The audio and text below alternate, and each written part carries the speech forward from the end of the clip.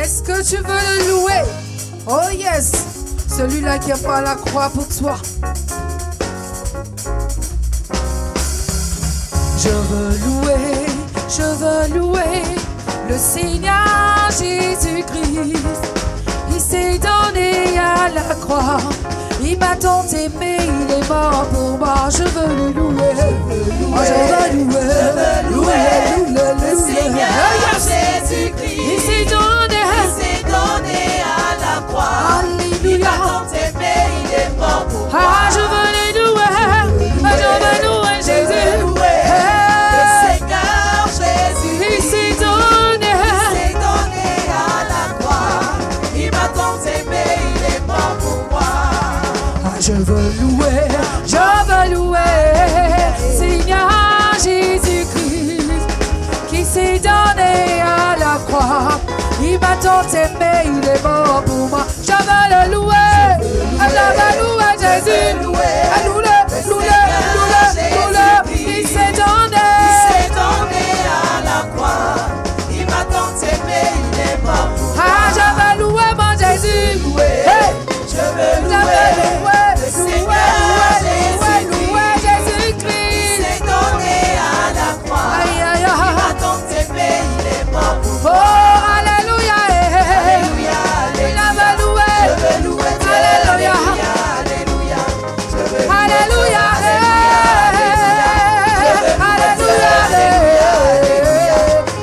Alléluia. Je veux louer Dieu. Alléluia, alléluia. Alléluia. Allô Jésus. Est-ce que tu peux pousser des cris de joie? Soua. Oh wow. Hey. Si vous ne me louez pas, je vais susciter les pieds pour me louer. Hey. Alléluia. Louler. Ah. Hey. Oh. Loue Jésus. Loue le roi. Oh. Alléluia. Alléluia. Je veux louer Dieu. Alléluia. Oh. Alléluia. Moi, je veux louer Jésus. Ah, je veux louer. Je veux louer Jésus. Je veux louer. Alléluia. Je veux louer Papa, le roi des rois. Alléluia. Je veux louer Rabbi. Alléluia.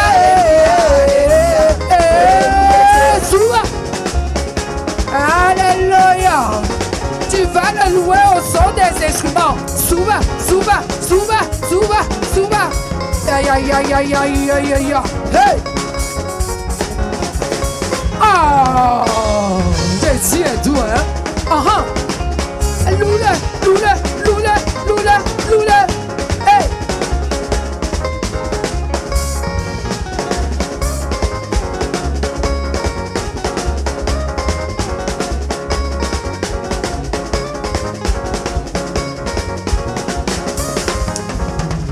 Je lève les mains pour célébrer sa gloire.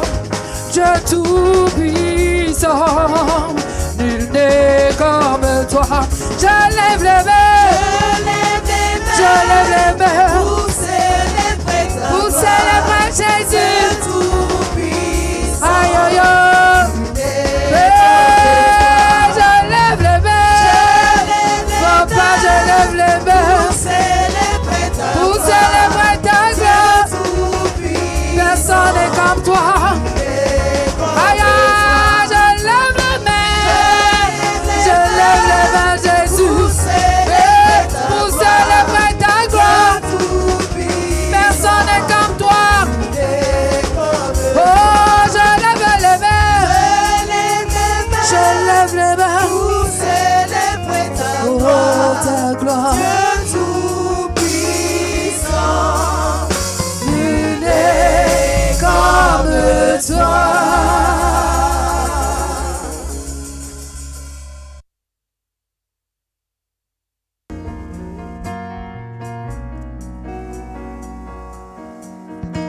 Seigneur, nous bénissons ton nom ce jour. Nous voulons glorifier ton nom parce que tu es Dieu. Tu es merveilleux, tu es excellent, Jésus. Tu ne changes point. Quelle que soit la situation, quels que soient les problèmes, tu demeures le même, Jésus. Mon âme t'adore ce matin pour tous tes bienfaits dans nos vies. Alléluia.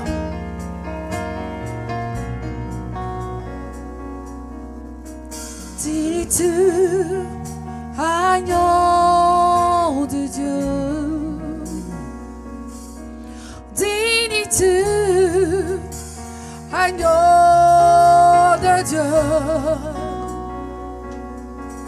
dis-tu, agneau de Dieu, dis-tu, agneau de Dieu, dis-tu, dis-tu, dis-tu, agneau de Dieu,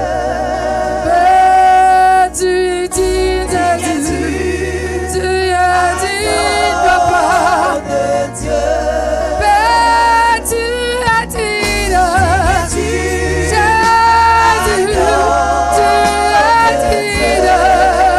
Rabbi, tu as dit, tu as dit, agneau de Dieu, aujourd'hui tu as dit, agneau de Dieu, Rabbi, tu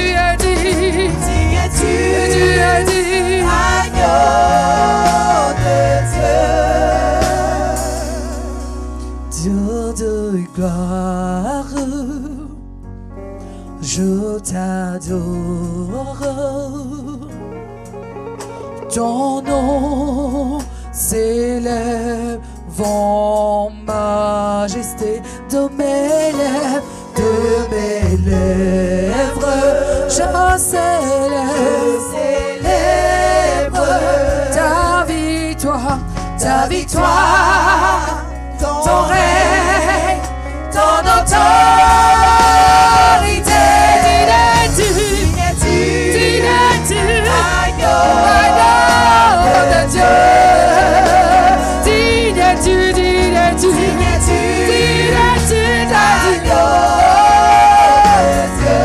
l'univers, tous les anges ensemble acclament la puissance de ton. Oh, dis-tu, agneau.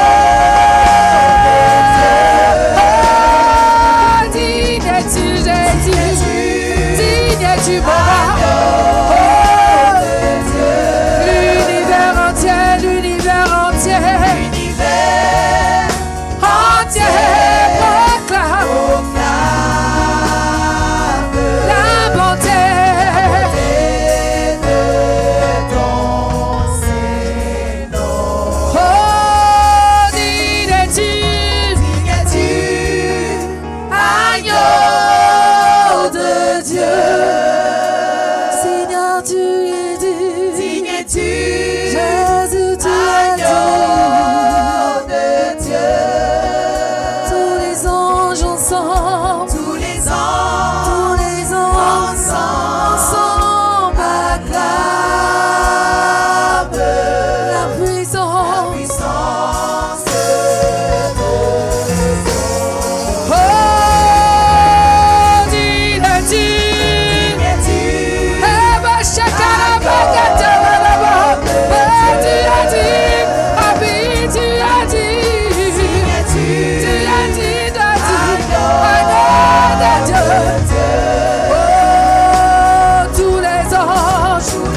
tous les anges ensemble acclament Jésus, la puissance de son nom.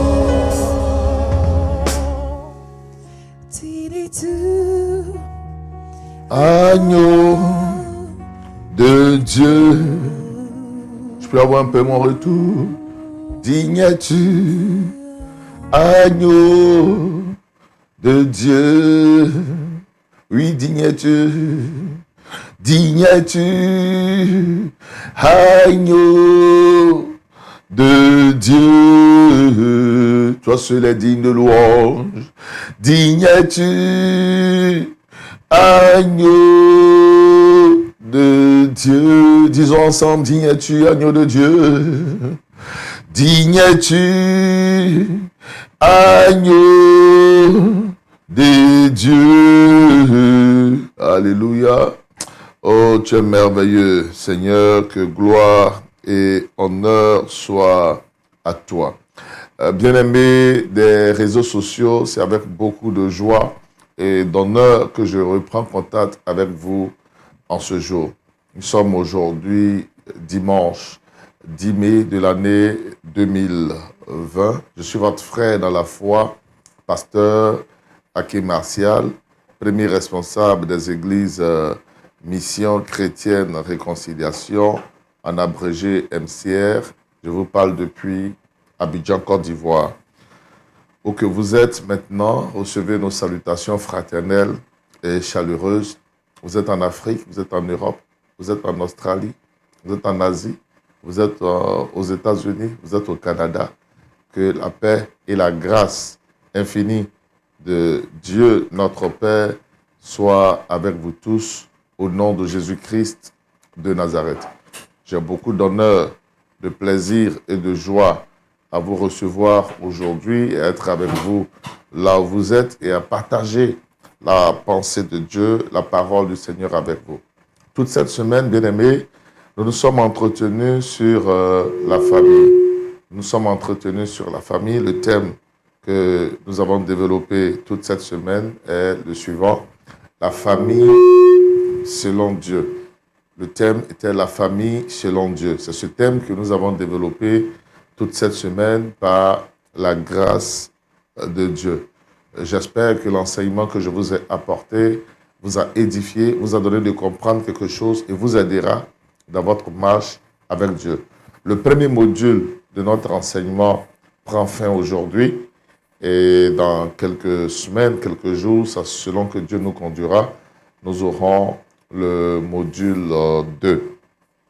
Nous aurons le deuxième module par la grâce du Seigneur, ainsi de suite. Dans le premier module, nous sommes surtout intéressés au choix du conjoint et aujourd'hui, nous bouclons l'aspect choix du conjoint avec le sous-thème dans le choix du conjoint, nous parlerons de la légalisation de la relation. Alors, dans les jours ou les semaines à venir, nous amorcerons le deuxième module où nous nous intéressons cette fois-ci à la vie du couple dans le mariage, avant de toucher les autres questions des enfants, etc. Et comment sortir du célibat. Il y a tellement de points à développer. Bien-aimés, nous avons montré tous ces jours que Dieu tient à la famille. Et la famille est très importante dans le projet de Dieu, dans le plan de Dieu. Et toute famille commence par un couple, un homme et une femme qui se mettent ensemble. Le problème, c'est que toutes les associations ne marchent pas. Il faut la bonne association, il faut la bonne personne, il faut les bonnes personnes afin que la grâce et la paix de Dieu puissent réellement être communiquées à vos différentes familles. De mauvaises associations produisent de mauvais mariages et apportent une perte de bénédiction. Quand vous n'êtes pas connecté à la personne de votre héritage, vous n'avez pas la plénitude de la grâce, de la promesse et de la bénédiction que Dieu avait pour vous. Il vous faut être nécessairement connecté à la bonne personne. Quand vous êtes connecté à la bonne personne, c'est là que vous recevez la plénitude des choses de Dieu pour vous. C'est là que vous recevez la plénitude des choses du Seigneur pour vous. C'est là que la bénédiction devient forte, évidente, et que vous arrivez à impacter plus encore votre génération. Nous avons vu dans l'enseignement comment choisir son conjoint, des éléments pour vous aider. Les 7 questions majeures à se poser avant le choix du conjoint. Nous avons parlé également des signes extérieurs les éléments extérieurs que vous devez prendre en compte dans le choix du conjoint. Il vous suffit de regarder les messages précédents si vous n'avez pas suivi notre enseignement pour comprendre tout ce que Dieu a à vous dire. Bien-aimés, c'est essentiel. La Bible dit dans le psaume 11, verset 3, que quand les fondements sont renversés, le juste, que ferait-il? Les fondements renversés, ce sont de mauvais fondements. Si vous commencez votre mariage sur un mauvais fondement, vous ne pouvez pas avoir le bonheur et la grâce tels que escomptés. Alors que, justement, dans le choix de notre conjoint, nous écartons Dieu, nous écartons l'Esprit de Dieu, nous écartons très souvent la volonté de Dieu pour nous référer à des critères purement charnels et matériels. Toutes choses qui nous éloignent plus encore de la grâce de Dieu. C'est donc pourquoi, bien-aimés, je voudrais vous encourager à vous soumettre à Dieu, à vous soumettre à l'Esprit de Dieu. Dieu ne peut jamais vous donner ce qui est mauvais. Il ne peut jamais vous donner un mauvais mari, une mauvaise épouse. Si vous vous référez à Dieu, il vous donnera toujours la bonne personne pour votre vie. C'est donc pourquoi je voudrais vous encourager à marcher par l'Esprit. Et hier, nous avons vu et achevé l'aspect sur les éléments bibliques, les éléments spirituels par lesquels Dieu peut nous conduire dans le choix du conjoint. Nous avons vu comment Dieu peut nous orienter vers notre conjoint quand nous sommes encore seuls. Je rappelle que ceux qui sont déjà en couple, vous êtes en concubinage, ne vous séparez pas, n'abandonnez pas votre conjoint, mais régularisez la relation s'il y a des enfants entre vous. Deuxième chose, vous êtes déjà marié, ne dites pas à partir de l'enseignement du pasteur que je ne suis pas dans le plan de Dieu, donc je veux abandonner mon conjoint pour chercher une autre personne. Non, c'est pas ce que Dieu nous enseigne. Quels sont les moyens spirituels ici bibliques pour déterminer la volonté de Dieu et donc identifier la personne qu'il nous faut? Nous avons présenté un certain nombre d'éléments. Nous avons dit d'abord en amont qu'on ne se marie pas sur une prophétie. Ne choisissez pas votre conjoint sur la base d'une prophétie parce qu'un prophète, fût-il le prophète que Dieu utilise le plus, vous donne une révélation pour vous dire, voici votre mari, votre épouse, c'est une grave erreur spirituelle. Dieu ne peut pas vous engager dans une chose sans avoir parlé avec vous. Toute révélation n'est qu'une confirmation, doit être une confirmation de ce que Dieu vous a déjà dit. Alors, les moyens spirituels, nous avons parlé de la voix de Dieu à votre esprit. Deuxième chose, la voix audible de Dieu qui vous révèle sa volonté. Troisième chose, la conviction. Quatrième chose, à travers les songes, nous avons présenté 3 types de songes. Les songes démoniaques, les songes charnels, mais ici nous parlons des songes spirituels que Dieu utilise pour parler et pour orienter ses bien-aimés. Et finalement, les signes. Et les signes, il y a 2 sortes de signes que nous avons étudiés hier. Premier type de signes, ce sont les signes de Dieu vers l'homme. Ce sont des signes que Dieu donne aux hommes pour les diriger et les conduire sur ce qu'ils doivent faire. Et puis, deuxième type de signes, ce sont les signes que les hommes eux-mêmes ils proposent à Dieu. Cela est biblique, cela peut se faire. Hier, nous avons donc présenté tout cela. Aujourd'hui, nous allons, bien aimés, évidemment, il est bon de compléter ceci. Dans le signe, on avait vu que le bon signe qu'on propose à Dieu, il doit être établi dans la prière. Le signe doit être établi dans la prière. Il doit être secret. Il doit être tenu secret. Il doit être difficile. Et il doit se réaliser totalement. Aujourd'hui, nous allons parler, bien aimés, de la légalisation de la relation. La légalisation de la relation. Qu'est-ce que la légalisation de la relation? Je me mets avec un homme et une femme. Cette relation doit être légale. Malheureusement, bien aimé, il faut reconnaître que plusieurs sont dans des relations illégales. Qu'est-ce qu'une relation illégale? Une relation illégale est une relation qui n'a pas eu le consentement d'abord de la famille. C'est une relation qui n'a pas été déclarée officiellement devant la loi. Voilà, ce sont les 2 choses essentielles. La légalisation de la relation doit prendre en compte l'aspect de la famille et l'aspect de l'autorité politique ou administrative établie dans notre nation. C'est donc pourquoi nous allons voir dans la légalisation de la relation 3 aspects. Je rencontre un homme et une femme. Nous avons prié. nous savons que Dieu est dans notre affaire et nous décidons de vivre ensemble. Qu'est-ce qu'il faut faire pour que la relation soit légale? Bien-aimé, toute relation illégale vous prive de grâce de Dieu. Même si c'est Dieu qui vous a mis ensemble, tant que la relation n'est pas légale, il y a certaines choses que Dieu ne peut pas vous donner. Et si vous ne faites pas attention, ça peut même vous fermer certaines portes. Je reconnais qu'aujourd'hui, plusieurs hésitent à légaliser la relation, souvent par la faute des hommes. Quelquefois, c'est la faute des jeunes filles qui sont tellement pressées pour aller se mettre avec quelqu'un. Mais ce sont des erreurs spirituelles. Dans la légalisation de la relation, nous allons voir premier point. Premier point, les formalités familiales ou la dot. Les formalités familiales ou la dot. Je rencontre un homme, une femme. Je veux que ma relation soit légale. Il faut premièrement, le premier pas, ce sont les formalités familiales. Premièrement, les formalités familiales. Cela est très important, bien-aimé. Ce n'est pas à la femme de faire les formalités familiales, mais c'est à l'homme de faire les formalités familiales. Dans les formalités familiales, quand vous avez décidé de vous mettre ensemble, la première chose, à moins que vos parents ne soient très loin, que vous soyez très loin de vos parents, et que vous ne pouvez pas vous voir physiquement, mais la moindre des choses est que la jeune fille informe ses parents, sa famille, que je suis avec telle ou telle personne. Ça, c'est le minimum. Que la jeune fille informe l'autorité familiale. Si le père n'est plus présent, il y a au moins un parent, il y a des personnes dans la famille qui constituent l'autorité et qui représentent valablement le père. Il faut informer officiellement votre famille, vos parents, de votre relation, de ce que vous êtes avec Jérôme, de ce que vous êtes avec Kofi, de ce que vous êtes avec Yao. Il faut informer d'abord officiellement qu'il y a telle personne qui est dans votre vie et que c'est vrai que pour l'instant, vous n'avez pas encore fait le mariage, mais vous vous aimez et voici votre projet. Vous voulez aller de l'avant. C'est d'abord une présentation aux parents. Cela est essentiel.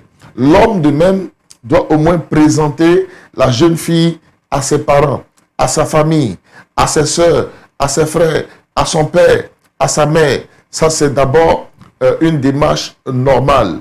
Cela est très important. Ce n'est qu'une présentation. Ce n'est pas un avis des parents bien-aimés. Je ne demande pas ici un avis forcément des parents, parce que j'estime que pour arriver à ce niveau, vous avez prié le Seigneur et vous avez eu le OK de Dieu. À partir du moment où Dieu a donné son OK, la parole de Dieu est au-dessus de la parole d'un homme. Si Dieu est favorable à la relation, aucun homme ne doit être contre. Et c'est vrai, ce n'est qu'une présentation. Il ne s'agit pas ici pour papa ou pour maman de dire « Ok, je suis d'accord avec cette relation, je veux de cet homme ou de cette femme ». Il n'est pas question ici pour les parents de la jeune fille de dire « Je suis d'accord avec cette relation, je veux de cet homme ». Non, ce n'est pas une question. Ils peuvent peut-être, je suis d'accord, vous poser des questions parce que vous êtes leur enfant. Ils peuvent certainement vous donner des conseils. Ils peuvent avoir des points de doute sur la moralité de votre conjoint. Parce que les parents, quoi qu'on le dise, sont plus avertis que les enfants. Alors, donc ici, je ne parle pas des parents qui se braquent et qui ont un refus systématique à cause du groupe ethnique de l'autre que vous leur présentez. Ou non, nous sommes de tel peuple, on ne veut pas que tu te maries avec tel peuple. Ça ne tient pas. C'est du racisme. C'est à la limite de la xénophobie. Ce n'est pas dans cette dimension que les choses doivent aller. Ici, si les parents ont une observation, ont un doute, cela doit se justifier. Ils peuvent avoir des craintes, ils peuvent avoir des appréhensions, c'est tout à fait normal. Mais d'abord, leur démarche est une démarche de conseil. Ils vont vous poser des questions et c'est à vous de leur expliquer et de leur dire bien les choses. C'est à vous de les convaincre. Évidemment, si Dieu n'a pas donné son OK, je constate que dans certaines familles, les parents ne sont pas favorables à une relation donnée parce que le conjoint qui vient de très mauvaise moralité. Ce n'est pas de ça que nous parlons. Nous parlons ici d'un couple qui a prié, un homme et une femme qui ont prié, qui ont eu une réponse de Dieu de se mettre ensemble. Et dans la légalisation du mariage ou de la relation, première chose, chacun des deux doit présenter son conjoint à ses parents, à sa famille. Et si vous ne vivez pas ensemble avec les parents, au moins un appel, un coup de fil, un message, quelque chose. Mais il faut qu'ils reçoivent officiellement le message. Il faut qu'ils reçoivent officiellement l'information que vous êtes engagé dans quelque chose. Ça, c'est la première démarche dans la légalisation de la relation au niveau de la famille. Nous sommes dans le point 1. Le point 1, ce sont les formalités familiales. Donc, dans les formalités familiales, il y a, disons, 2 niveaux. Donc, le premier niveau, c'est d'abord une présentation. Et deuxième niveau, après cette présentation, il y a le deuxième niveau.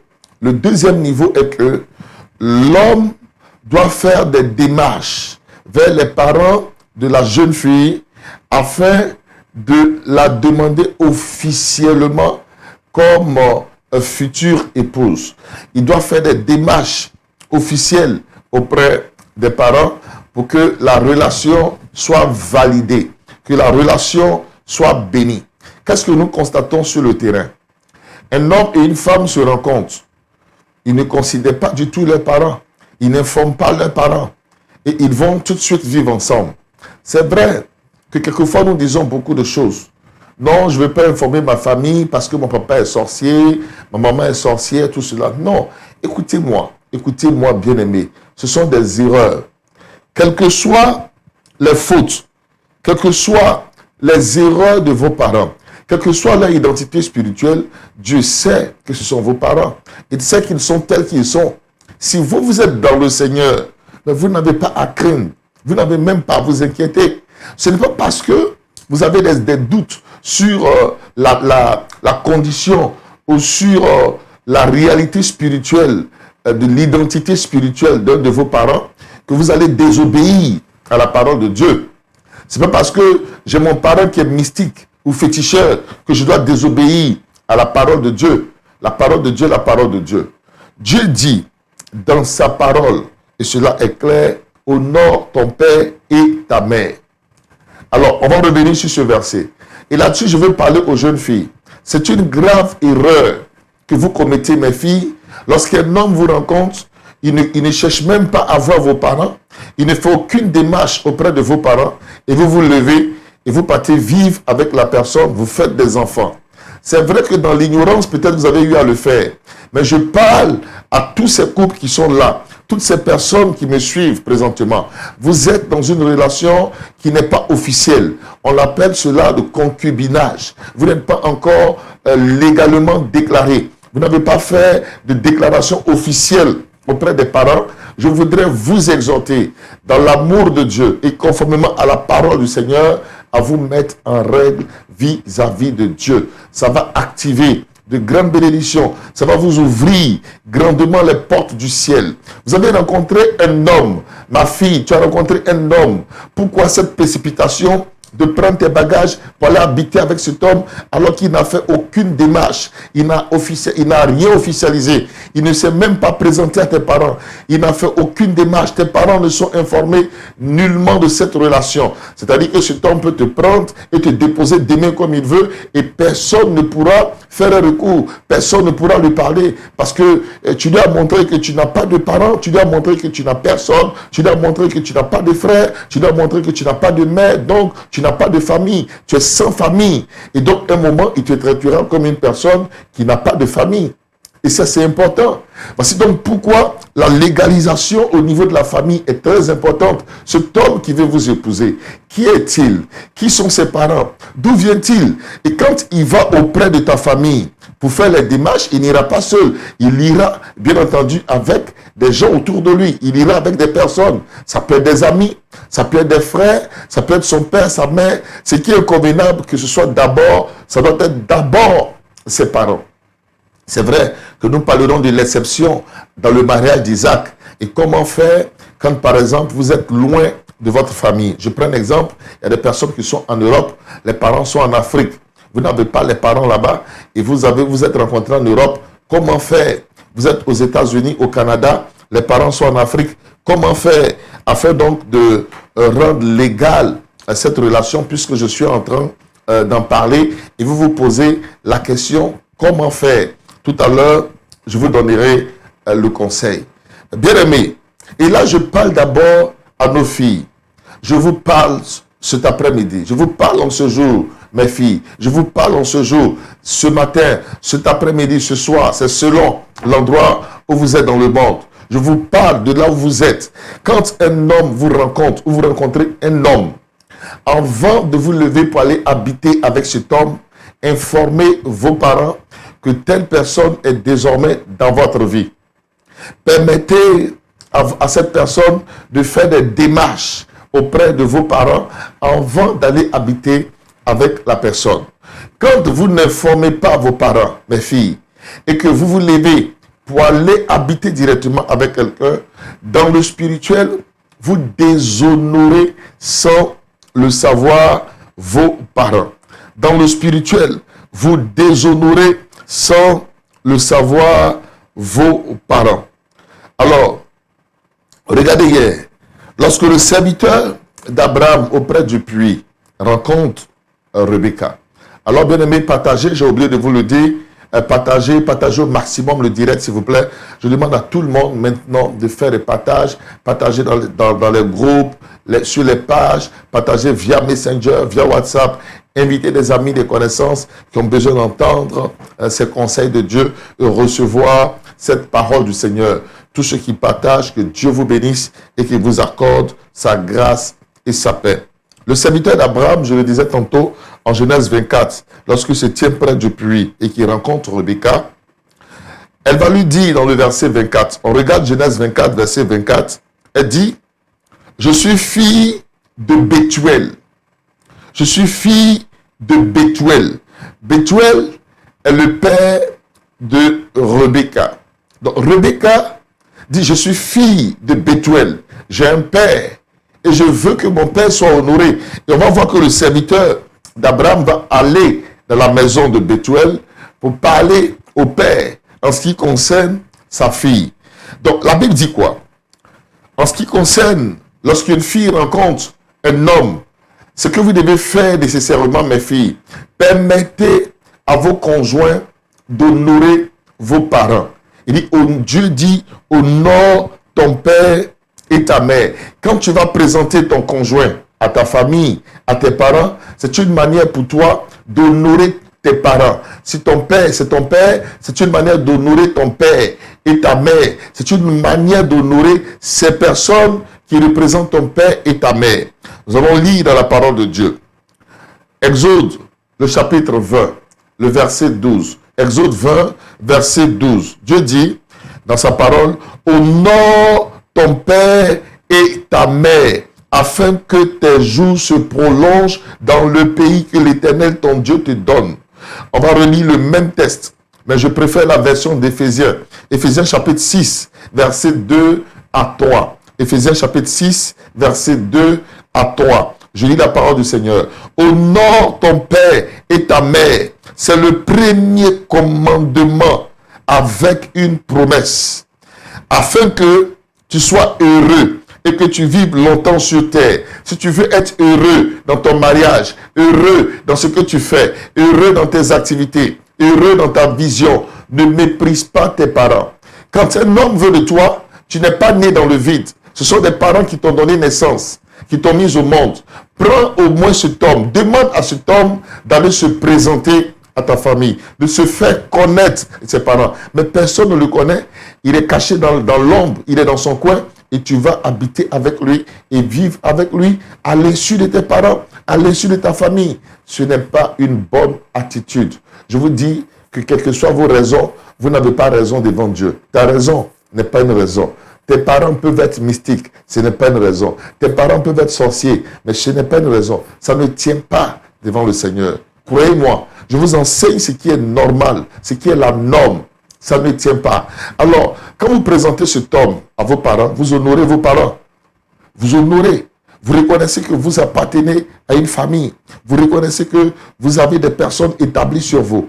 Et quand vous permettez à cet homme de venir officiellement demander votre main à vos parents, vous êtes encore en train d'honorer vos parents parce que vous appartenez à Dieu, c'est vrai, mais vous appartenez également à vos parents. Ce sont les parents qui vous ont mis au monde. Peut-être qu'ils se sont occupés de vous ou pas, mais vous leur appartenez.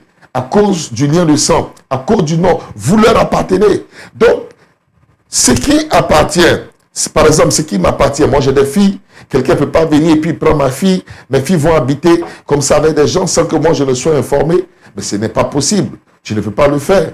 Mes filles ne peuvent pas le faire. La moindre des choses, c'est de, papa, on a rencontré quelqu'un, voici, vraiment je l'aime, et puis je vais voir. Là, comme moi je suis pasteur, c'est bon, je vais vérifier, je prie aussi, puis je donne des conseils à mes filles, je sais ce que je peux leur dire. Vous voyez, donc là-dessus, et puis il vient se présenter officiellement. Ah papa, j'ai vu ta fille, elle me plaît bien, je veux vraiment vivre avec elle, je veux la prendre comme mon épouse. Ça, c'est la première démarche. En le faisant, ma fille permet à cet homme-là de m'honorer. Simplement, c'est une joie. Quand il y a par exemple une dot dans une famille, les parents sont contents. Ils se sentent honorés. C'est une fierté pour eux. Ils sont honorés. Mais vous cachez votre conjoint, vous partez habiter avec des hommes, vous faites des enfants avec eux, jusqu'au jour où tout se gâte. Les parents ne sont pas informés. Qui va intervenir dans l'affaire? Vous avez méprisé vos parents. Maintenant, vous êtes livré à la situation. Vous faites comment? Informez toujours vos parents. Informez toujours. Je veux parler à toutes les femmes. Vous vivez avec quelqu'un, vous n'avez pas encore informé votre famille.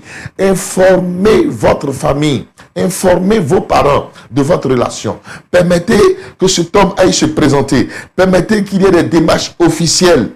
Quelqu'un ne peut pas rester comme ça avec toi, faire des enfants, sans avoir payé même une dot. Les gens diront que la dot, lorsqu'on regarde certains enseignants de la parole de Dieu, disent qu'en réalité, ce n'est pas une grande exigence publique. Mais c'est normal. C'est normal que quelqu'un qui veut d'une fille aille se présenter à ses parents et puisse demander officiellement la main. Maintenant, il peut y avoir des formalités familiales à boucler. On peut demander telle ou telle chose. Certaines fois, si vous trouvez compliqué de fournir tout cela, vous pouvez tout donner en valeur d'argent. C'est tellement simple. On vous demande d'acheter telle chose. Quelquefois, on peut évaluer tout en argent et puis vous donner le tout en argent simplement. Et ça, j'encourage tous les hommes qui me suivent. Vous êtes avec des femmes, vous n'avez pas encore fait. Soyez responsables, s'il vous plaît, mes fils. Soyez responsables. Engagez cette démarche très vite, s'il vous plaît. Vous avez déjà fait 1, 2 enfants, 3 enfants avec une femme. Vous n'avez pas encore fait cette démarche. Faites-la rapidement. Il faut rapidement faire cette démarche pour que vous soyez en règle vis-à-vis de Dieu. Cela est très important. Et à ce niveau, dont j'ai dit, lorsque vous allez devant les parents, la valeur spirituelle, c'est que cette démarche familiale permet de recevoir la bénédiction des parents. C'est très important que vos parents donnent leur bénédiction à votre union. Ça permet à vos parents de bénir votre union. C'est très important. Il y a des gens qui se sont engagés dans des relations sans la bénédiction parentale ou familiale. Cela n'est pas bon. Obtenez toujours la bénédiction de vos parents à ce niveau-là. Obtenez la bénédiction de vos parents. Je sais qu'il y a des cas d'exception où vous faites tout ce que vous voulez, mais les parents refusent catégoriquement votre conjoint, cet homme qui va être votre mari ou la femme qui va être votre épouse. Ça, c'est autre cas. Ce n'est pas de ça que je parle. Je parle de la norme, quand il n'y a pas d'opposition, quand les parents n'ont pas dit non, ils ne sont pas réfractaires à votre relation, honorez-les. Et quand vous le faites, ça attire un premier niveau de bénédiction dans votre mariage. Il y a 2 niveaux de bénédiction. Premier niveau, c'est la bénédiction que les parents vous donnent quand vous allez devant eux pour les formalités. C'est pour ça que j'encourage les hommes, soyez responsables. Ne vivez pas avec les enfants des gens comme ça sans vous déclarer. Déclarez-vous à leurs parents. Présentez-vous à leurs parents. Cela est juste et normal aux yeux de Dieu. C'est ce que Dieu veut. Et quand vous ne le faites pas, quelquefois, ça crée des blocages. Ça crée des oppositions. Ça crée des barrières. Voyons le fondement biblique. Exode chapitre 16. Exode 16, versets 16 et 17. Exode 16, les versets 16 et 17. C'est vrai que c'est le seul verset biblique qui donne une ordonnance, une indication au sujet de la dot. Les autres choses, ce sont des faits de vie qu'on constate.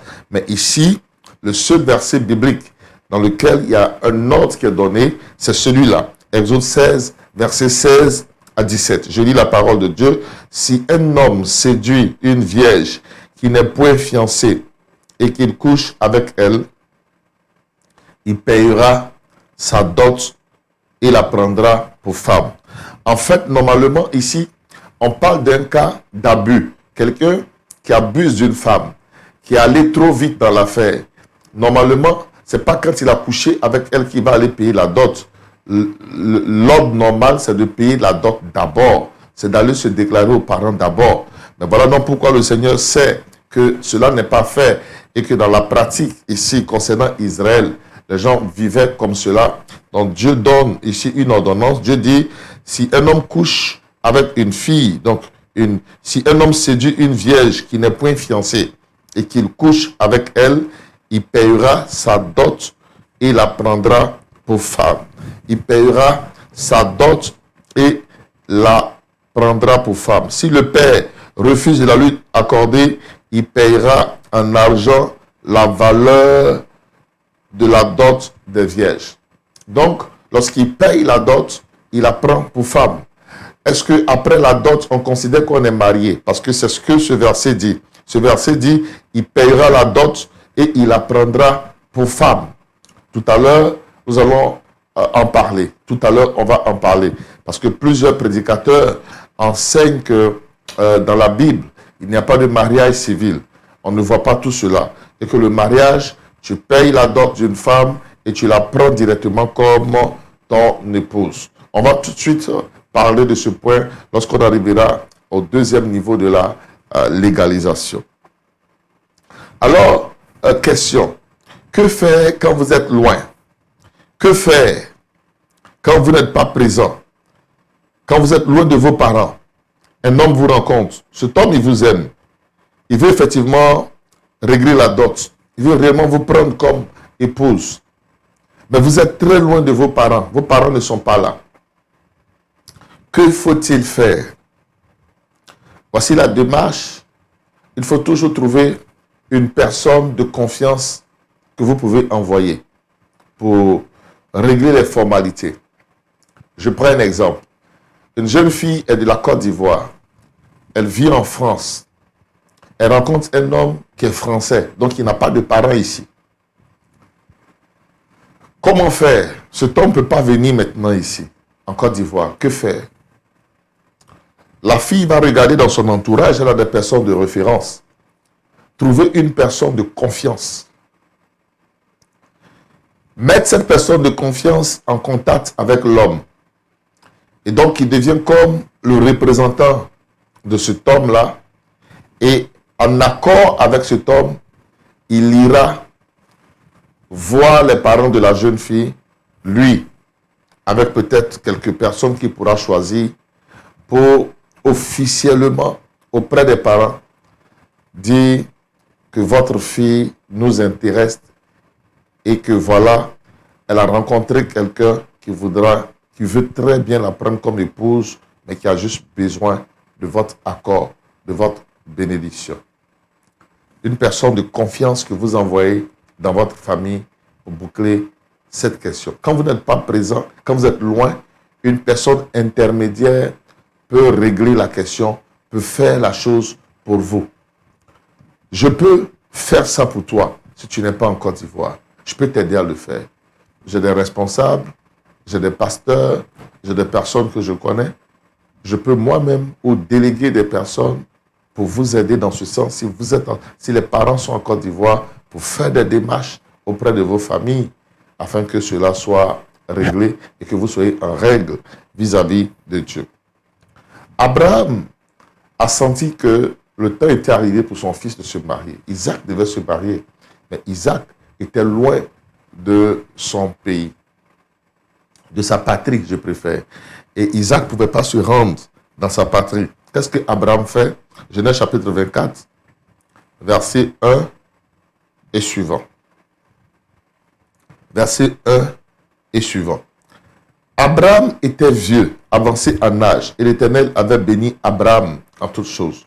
Abraham dit à son serviteur, le plus ancien de sa maison, l'intendant de tous ses biens, mais je te prie ta main sous ma cuisse, et je te ferai jurer par l'Éternel, le Dieu du ciel et le Dieu de la terre, de ne pas prendre pour mon fils une femme parmi les filles des Cananéens au milieu desquels j'habite, mais d'aller dans mon pays et dans ma patrie, prends une femme pour mon fils Isaac.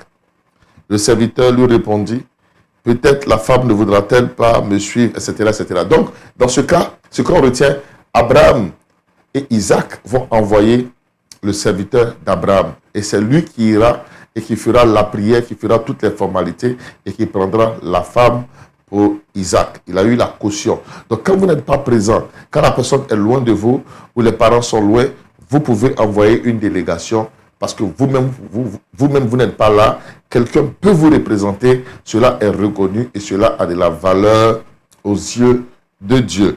Donc, bien-aimé, si la distance était ton problème, aujourd'hui, je donne la réponse.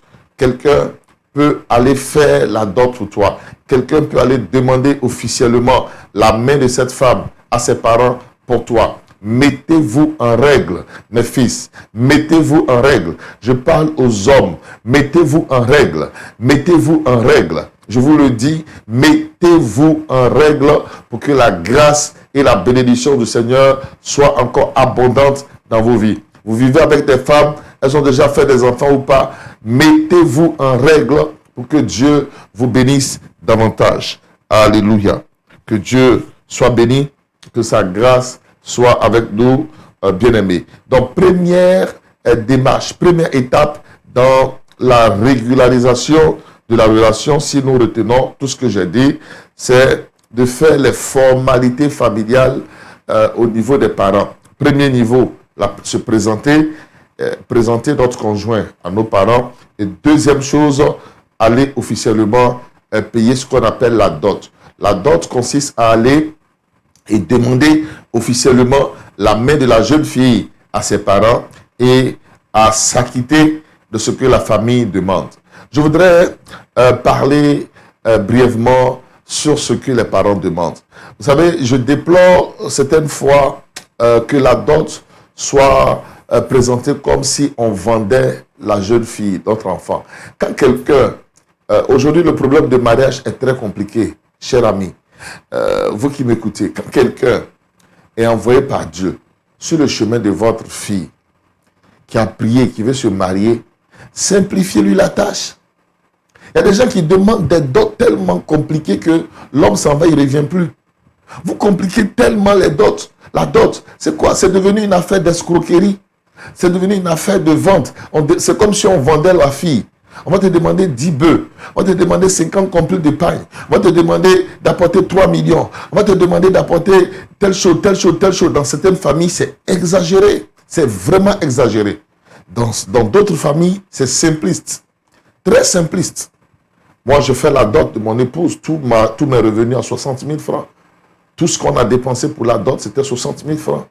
Simplement. Tout a fait 60 000 francs CFA. 60 000 CFA, ça ne fait même pas 100 euros. Ça fait à peu près peut-être 95 euros. Voilà ce qu'on a dépensé. Vous comprenez? À peu près quoi? Disons 100 dollars environ. À peu près 100 dollars. C'est tout ce que nous avons dépensé. Mais on va vous demander d'apporter 2000 euros, d'apporter 10 bœufs, d'apporter 50 complets de paille, d'apporter 30 liqueurs, d'apporter telle chose, d'apporter. Quand ce jeune homme qui veut de votre fille regarde la liste, il dit, me retirer est mieux. Voici comment certaines jeunes filles ont perdu leur mariage par l'avidité de leurs parents, par l'avidité de leur famille.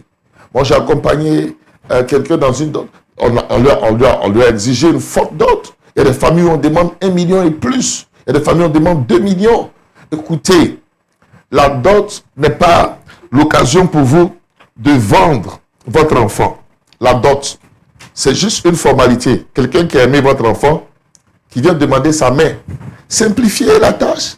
La chose qui est importante dans la dot, c'est votre oui. C'est votre parole. Oui, nous sommes d'accord pour cette relation. Ce qui est important dans la dot, c'est lorsque quelqu'un vient demander la main de votre fille, c'est d'appeler la jeune fille et de lui demander, est-ce que tu es d'accord pour cette relation? Est-ce que tu veux t'engager? Donc ce qui est important dans la dot, premièrement, c'est l'accord, la déclaration, l'accord de la fille. Savoir si votre enfant est d'accord pour être avec cet homme. Parce que quelqu'un peut venir demander la main de votre fille à son insu. Vous l'appelez, vous lui demandez, elle dit non, je ne veux pas. Donc, il faut toujours prendre l'accord de votre fille. Quelqu'un peut venir vous donner 1000 bœufs, 5 millions et beaucoup de pain pour dire, je viens doter votre fille, je la prends comme femme. Dans certaines religions et traditions, ça se fait. On ne demande même pas l'avis de la jeune fille. C'est comme si on lui impose un mariage, ce n'est pas biblique. Mais je vous parle de la norme biblique. Dans la norme biblique, celui qui vient se présenter, demandez toujours l'accord, demandez toujours l'avis, demandez toujours le point de vue de la jeune fille pour savoir si elle est d'accord pour s'engager dans cette relation et si elle est d'accord pour y aller, elle est d'accord pour devenir future épouse de cet homme qui vient donc demander sa main. Alors, on va voir, je vais vous montrer alors un verset, regardons Genèse 24.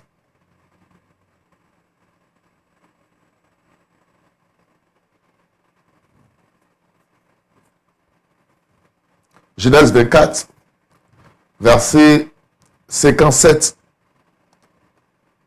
et suivant.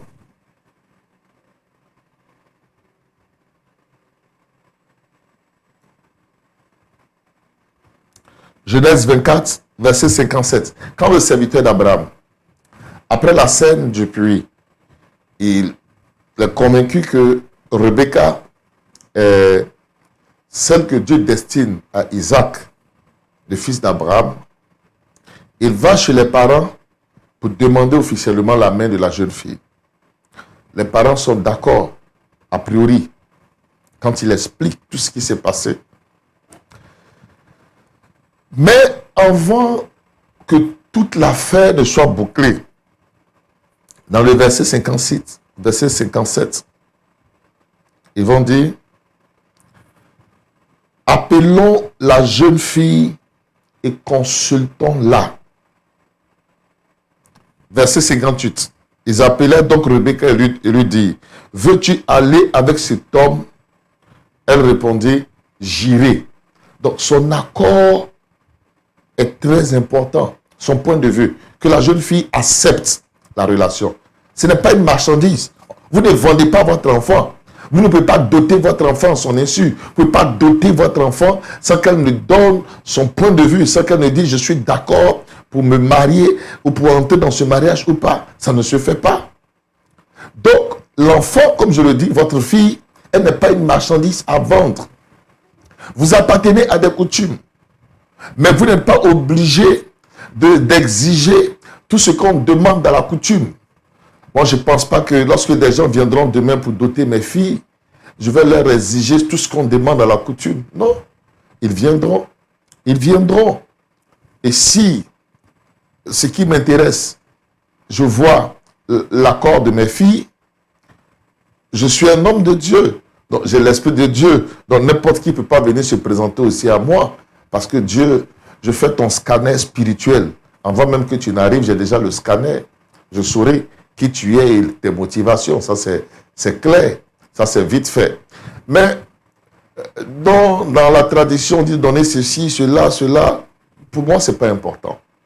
Ce qui est important, vous avez donné votre accord, c'est important. Maintenant, si l'homme a alors des choses qu'il veut donner, des présents pour les parents, pour les cousins, les neveux, pour la famille en un mot, il le fera. Mais on va faire, je ne serai pas dans la logique de la dot compliquée. Pour moi, ce sera la logique de la dot simpliste. La logique de la dot simpliste. Moi, on ne va pas compliquer la tâche. Pourquoi je veux compliquer la tâche à quelqu'un? On ne m'a pas compliqué la tâche. Vous comprenez? Moi, je suis d'Aboville, en Côte d'Ivoire. Pour ceux qui ne sont pas ivoiriens, c'est À Beauville, vous avez le peuple Abé. De mon père, je suis Abé. De ma mère, je suis Abon. Mon épouse est Dida, elle est Divo. Il y a certaines coutumes qui disent que tel peuple et tel peuple, vous ne devez pas vous mettre en alliance, vous ne devez pas vous marier. Ce ne sont pas des paroles à considérer. Quand nous sommes allés pour la dot, Dieu a tellement simplifié les choses. Il y a un parent qui aurait pu compliquer la tâche. Il a été empêché quelque part. C'est quand on a fini net, tout, qu'il est arrivé. Mais trop tard, le Seigneur l'avait précédé. On avait fini la cérémonie. Il est arrivé, il a parlé de sacrifice à faire, parce que tel peuple, ça ne marche pas. Non, c'est pas bon, tout ça. Jamais je n'ai fait ce sacrifice. Je ne suis pas dans les sacrifices. Le sacrifice a été déjà fait pour nous par Jésus-Christ. Et c'est la parole de Dieu qui est importante. Et c'est des choses qu'il faut faire attention, parce que quelquefois, c'est là que l'ennemi arrive à lier les couples. C'est très important. Quand vous partez pour la dot, priez. Confiez la dot au Seigneur. Confiez tout à Dieu dans la prière. Que le Seigneur soit au rendez-vous, qu'il conduise. C'est un événement, c'est quelque chose dans la famille, mais c'est spirituel. Moi, avant ma dot, nous avons pris 3 jours de jeûne, prié pour préparer l'atmosphère. Nous avons conditionné l'atmosphère pour pouvoir aller à la dot. On devait se rendre dans une ville et c'était un peu loin et l'atmosphère spirituelle n'était pas propice. Nous avons prié, nous avons préparé la chose pour que la grâce de Dieu nous accompagne. On a tout fait simplement avec 60 000 francs CFA. Frère, à peu près 95 €. À peu près, alors, 100 $, simplement. Nous avons pu faire la dot simplement. Donc, je voudrais dire ceci, simplifier la dot. Simplifier la dot. Il y a des gens aujourd'hui qui veulent faire la dot, mais qui ne peuvent pas, parce que ce que les parents demandent là, c'est trop compliqué. À quel moment il va travailler? Lui-même, quand il travaille, il a juste le minimum. Ce qu'on lui demande même dans la dot, ça dépasse son argent même, ce qu'il reçoit au travail. Donc, tout ce qu'il doit acheter là, quand il calcule tout, ça lui fait au moins 1 million de francs CFA. Ça lui fait au moins 1 million de francs CFA. Si je calcule bien, peut-être environ 1 800 €. Vous lui demandez ça. Vous lui demandez cela. Comment il va faire? Près de 1 900 $. Comment il va faire pour réunir tout cet argent? Mais c'est compliqué. C'est compliqué. Parce que donc pourquoi certains hommes jusqu'à aujourd'hui n'ont pas pu faire la dot? Donc ma fille, c'est à vous de parler, mes filles, c'est à vous de parler à vos parents. Ils n'ont qu'à simplifier la dot pour que le gars là puisse faire la dot. Donc faites la dot. Dotez vos chéris, dotez ces femmes avec lesquelles vous voulez vivre. Présentez ces hommes qui viennent à vous, à vos parents, pour que tout se fasse dans la norme de la légalisation de la relation. Alors, la question était de savoir, est-ce qu'après la dot, on est considéré comme mari et femme? Non. Non, on n'est pas encore considéré comme mari et femme. C'est vrai que le verset biblique qu'on a lu tantôt dit que quand vous dotez une femme, une fille, vous la prenez comme votre femme. Mais mettez-vous toujours dans le contexte pour comprendre. Le contexte pour comprendre. Le contexte. Juste après cette étape, vous êtes fiancés. Quand on arrivera dans le mariage, sur les noces de Cana, je vous expliquerai mieux qu'après les fiançailles, même en Israël, normalement, les fiancés devaient encore rester 1 an après les fiançailles. Après que l'homme ait demandé la main de la fille, il devait encore faire 1 an avant d'arriver à la cérémonie, j'allais dire, qui officialisait la relation. Ça ne se faisait pas à la mairie, devant l'autorité, parce qu'à cette époque, il n'y en avait pas. Donc, quand nous lisons la parole de Dieu, il faut toujours comprendre les choses et faire une application. Est-ce qu'avant, les premiers hommes pouvaient chercher des voitures ou se déplacer en avion? Est-ce que dans la Bible, vous voyez le mot avion ou voiture? Est-ce que ça existe? Mais aujourd'hui, on trouve ça. Donc, il faut toujours se référer à son temps. Certains prédicateurs disent que dans la Bible, il n'y a aucune célébration de mariage à la mairie. Mais comment vous voulez qu'on trouve une célébration de mariage à la mairie quand dans ce temps-là, il n'y a même pas encore de mairie? Quand dans ce moment, il n'y a pas encore de maire. Ils vont aller où pour célébrer quand il n'y a pas de maire? Et il faut donc comprendre les choses selon les temps et les époques. Deuxième niveau, deuxième étape dans la régularisation de la relation. Deuxième niveau dans la régularisation de la relation, après la famille, après les démarches familiales, vous n'êtes pas encore considéré comme marié, mais vous êtes considéré comme fiancé. Vous êtes considéré comme fiancé. Et puis, écoutez-moi bien aimé, comme je le dis, la parole de Dieu de l'époque qui a été telle qu'elle a été écrite et les coutumes de cette époque, ce qui se faisait en ce moment-là, il y a plein de choses qui n'étaient pas encore arrivées. Il y a des choses qui n'étaient pas encore présentes. Or, Dieu dit quoi? Et c'est là que nous passons au deuxième niveau, c'est le mariage civil. Quand vous avez fini les démarches auprès des parents, ne vous arrêtez pas là. Allez devant les autorités civiles établies pour officialiser votre mariage, pour légaliser votre mariage, pour donner une force à votre mariage. Donc, deuxième étape, c'est le mariage civil. Que fait ce mariage civil? C'est quoi l'importance de ce mariage civil? Quand vous allez à la mairie, c'est quoi l'importance? Le mariage civil sécurise la famille et garantit les droits de la femme et des enfants. Écoutez-moi, lorsqu'un homme vit avec une femme, si c'est en Côte d'Ivoire aujourd'hui, vous vivez avec une femme, vous ne l'avez pas épousée, vous n'êtes pas allé à la mairie, vous avez même 10 enfants avec cette femme. Le jour où vous décédez, les parents, et on sait ce qui se passe en Afrique, vos parents pourront venir déposséder la femme des biens, prendre les choses qui sont là. Ils prendront les choses et ils diront que la fille n'est pas la femme, ils ne la reconnaissent pas comme épouse de leur fils. C'est vrai qu'ils ont eu des enfants. Mais madame, vous avez quel papier pour démontrer, pour justifier devant la loi que vous êtes l'épouse de cet homme? Puisque par exemple en Côte d'Ivoire, la dot ou alors le mariage coutumier était reconnu jusqu'en 1964. Jusqu'en 1964, avant 1964, si vous vivez avec un homme, vous êtes considéré directement comme sa femme. Parce qu'en ce moment-là, avant 1964, tous ceux qui vivaient en concubinage, ce n'était pas le concubinage, on pouvait les considérer comme mari et femme. Si vous êtes en Côte d'Ivoire, depuis 1964, pour qu'on considère que vous êtes marié, il faut que vous alliez à la mairie. Et là, quand vous vous mariez, vous avez donc vous donnez une valeur légale à votre mariage. Ce qui est légal, c'est ce qui a une valeur juridique. Ce qui a une valeur juridique, c'est ce qui peut être protégé. Ce qui peut être protégé, c'est ce qui peut être défendu. Donc vous donnez une valeur légale, juridique à votre mariage. C'est pour ça que je parle de la légalisation du mariage. Quelquefois, vous avez un diplôme. On vous dit d'apporter une copie de votre diplôme. Si vous faites une photocopie quelconque, c'est vrai que c'est la photocopie, mais on ne reconnaît pas ce diplôme. Certaines fois, pour que le diplôme soit reconnu, il faut aller à la mairie pour légaliser le diplôme. Donner une valeur légale à votre diplôme. Donc, le pays et les pays sont organisés et des lois sont dans les nations. Et qu'est-ce que Dieu dit concernant les lois dans la parole qu'il nous enseigne? Romains, le chapitre 13, versets 1 à 4. Romains chapitre 13, versets 1 à 4. Je lis la parole de Dieu. Que toute personne soit soumise aux autorités supérieures. Car il n'y a peu d'autorités qui ne viennent de Dieu. Et les autorités qui existent ont été instituées de Dieu. C'est pourquoi celui qui s'oppose à l'autorité résiste à l'ordre que Dieu a établi. Et ceux qui résistent attireront une condamnation sur eux-mêmes. Ce n'est pas pour une bonne action, c'est pour une mauvaise que les magistrats sont à redouter.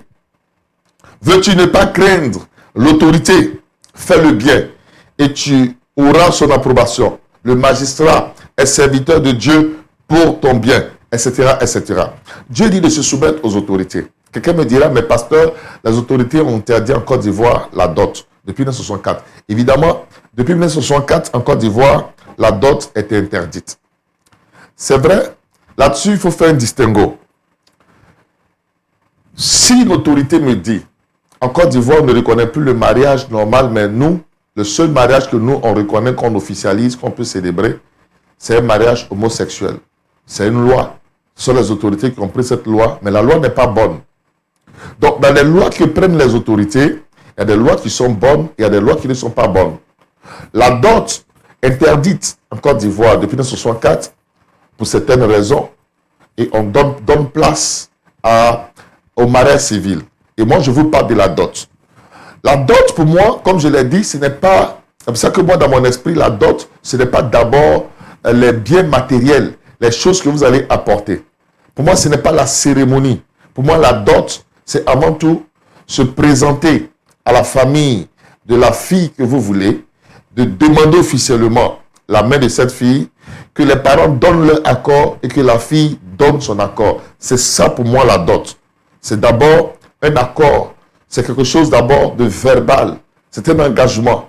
Tout le tour, la cérémonie, les bœufs qu'on achète, que ce soit 10 000 bœufs, etc. Pour moi, ce n'est pas ça la chose la plus importante. Pour moi, c'est l'accord qui est la chose importante. Et donc, même si la loi dit que la dot est interdite, pour moi, je vois surtout tout ce qui est autour comme présent, les dons, les choses qu'on exige. Mais même quand la loi interdit ça, la pratique sociale, en Côte d'Ivoire, la loi laisse faire. Ils ont dit, mais ils laissent faire. Parce qu'ils ne peuvent pas empêcher cela réellement. Parce que plusieurs ici dans nos pays se limitent juste au mariage coutumier. Cependant, cela est interdit. C'est vrai.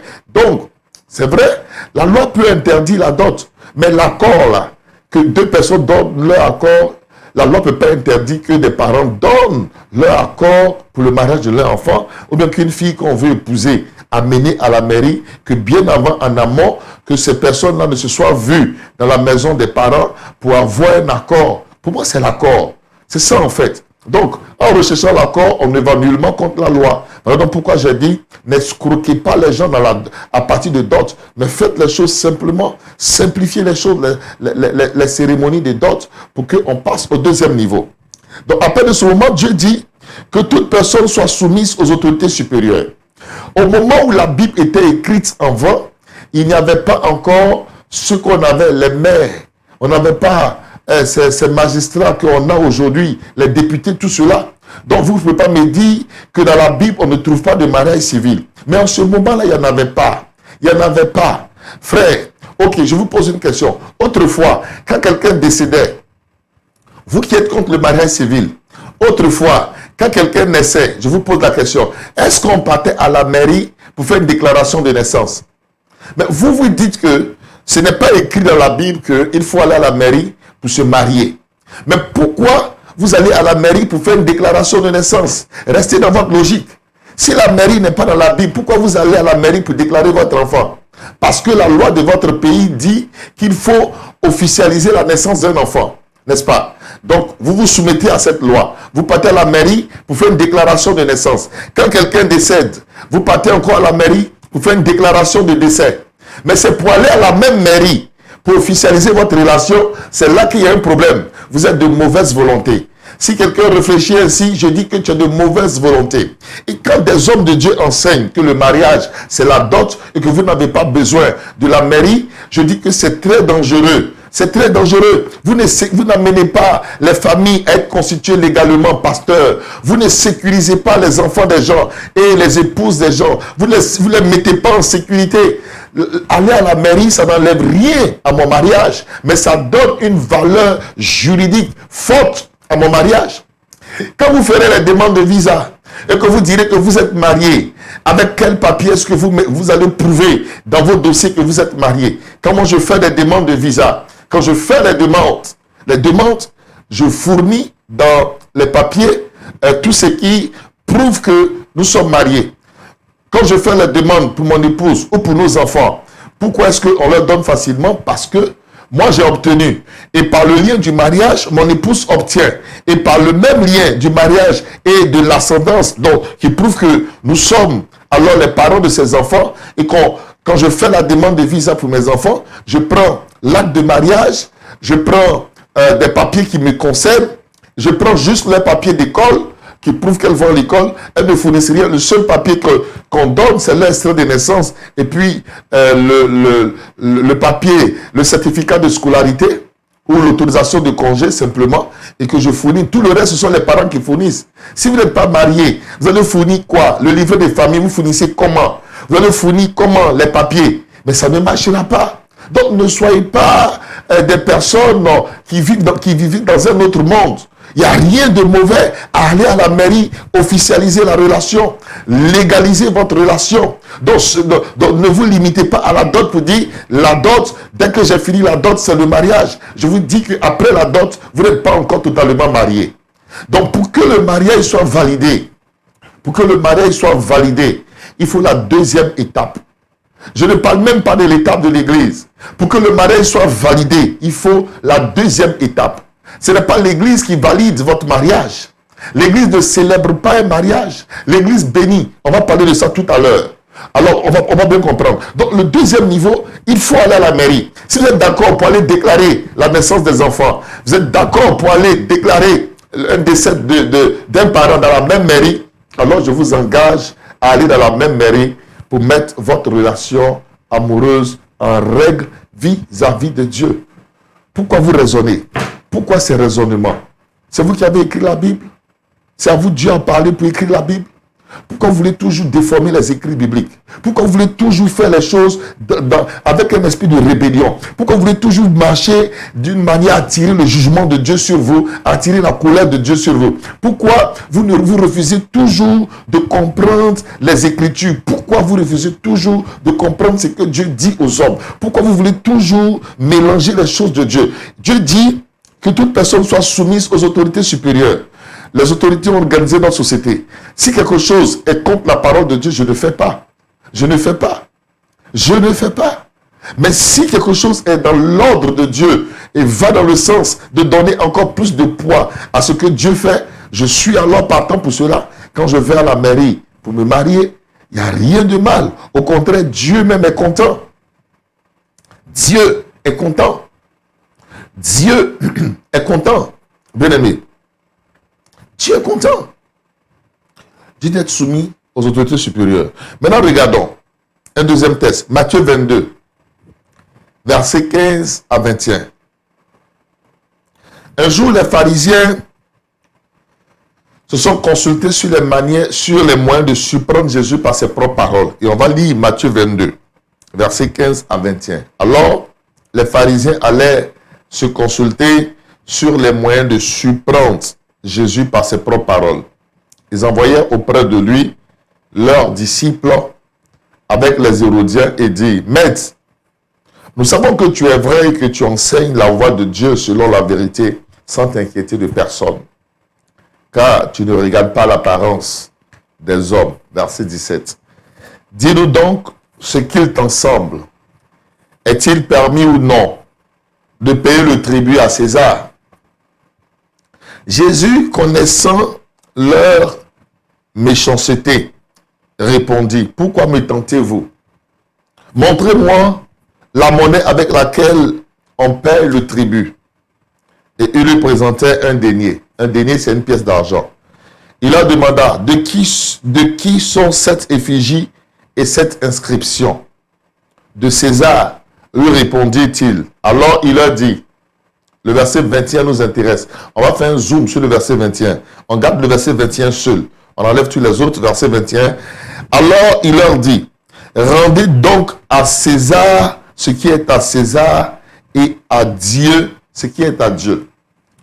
Dieu dit de rendre à César ce qui est à César. César représente quoi? César représente la loi.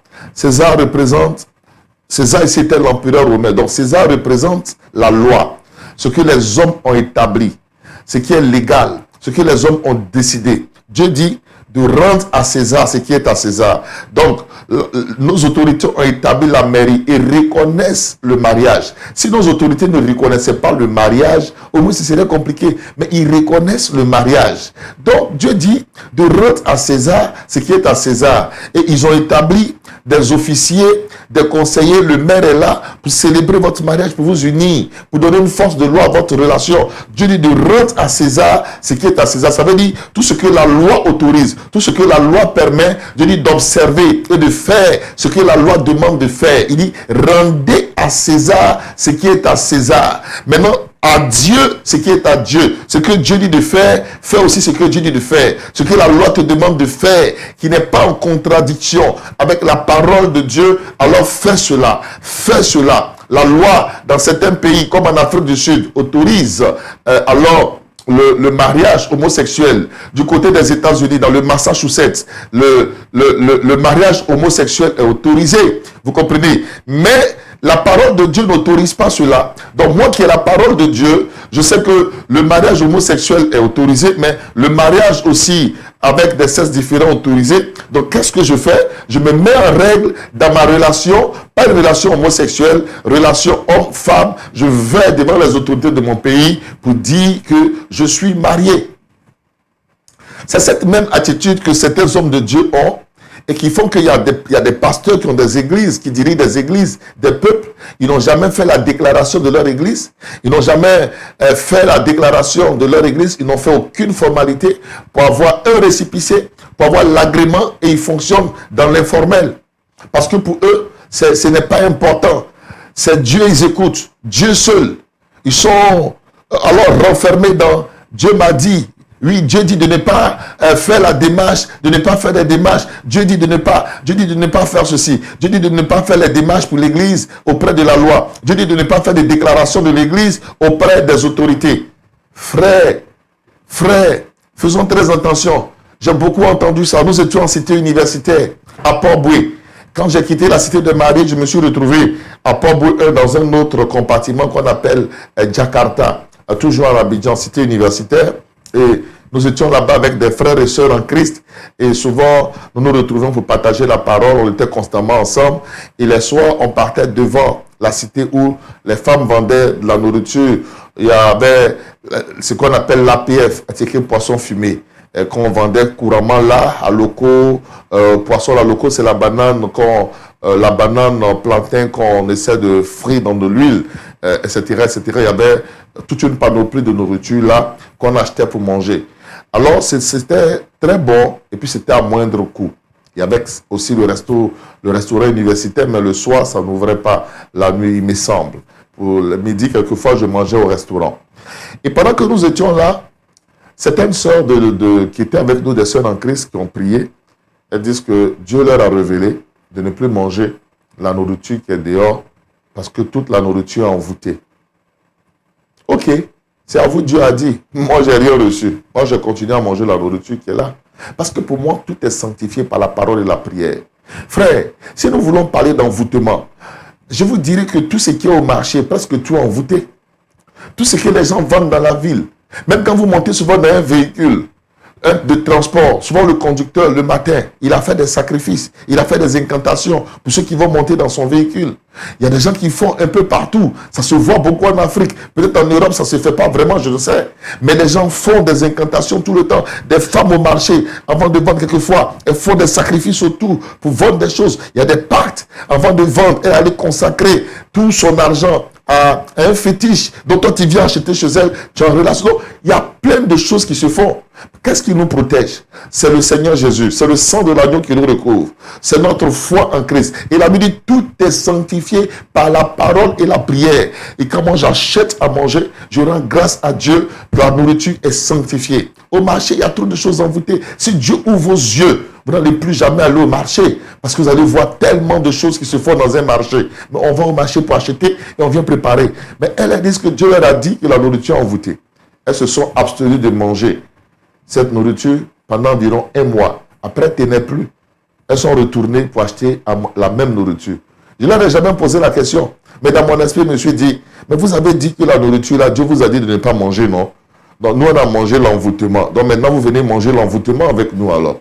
Frère, faisons attention, frère, faites attention. Les gens pensent être trop spirituels, pensent avoir, en faisant ça, voilà, ils sont des extraterrestres. Dieu m'a dit de ne pas officialiser l'église. Non, la mairie est démoniaque, la préfecture est démoniaque, c'est démoniaque, c'est démoniaque, c'est démoniaque. Cependant, vous faites des démarches pour avoir une carte d'identité.